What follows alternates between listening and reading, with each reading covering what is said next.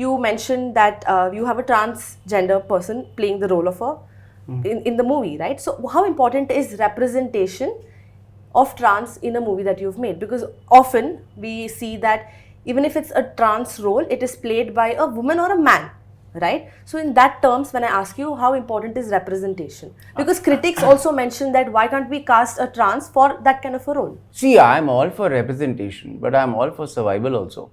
So I will sort of, raise my flag and say, yeah, all the transgender, queer generation has to be represented and all that. And then when it comes the time to make my own film, and if I have 2 transgender characters, and if commercials actually sit with me and have a meeting about that, look, if you have 2 transgender actors acting those 2 transgender roles out, then it will become slightly niche.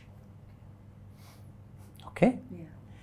And it'll become slightly lopsided because the third cast of the film is a boy, a male boy, who in fact has been questioned about his sexual orientation.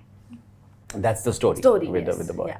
So, and then at the last moment, I definitely couldn't have taken a woman.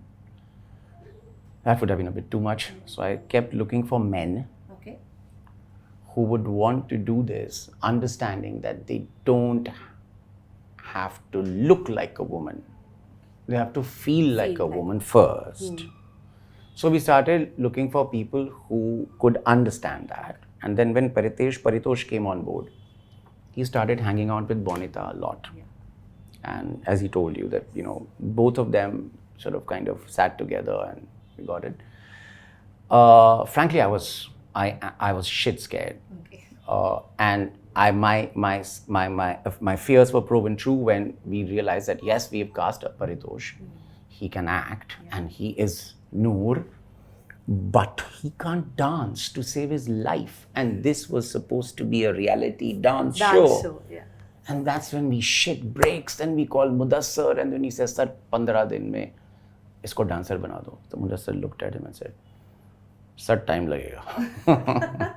So, uske baad, whatever we did, however we did, so, oh God, that was crazy. It's been a task, yeah. How do you decide whether you want to make it an OTT release or a theatre release? Of course, See, I don't get to decide. Okay. Ikta gets to decide because BTL is exploiting the film. And it was always Ikta's decision that this film should come out theatrical. So you can see she's emotionally connected to the film. She's emotionally connected. And were there any limitations from the censor board for LSD2? There were limitations, but they were surprisingly very few limitations. We had asked for an adult certificate.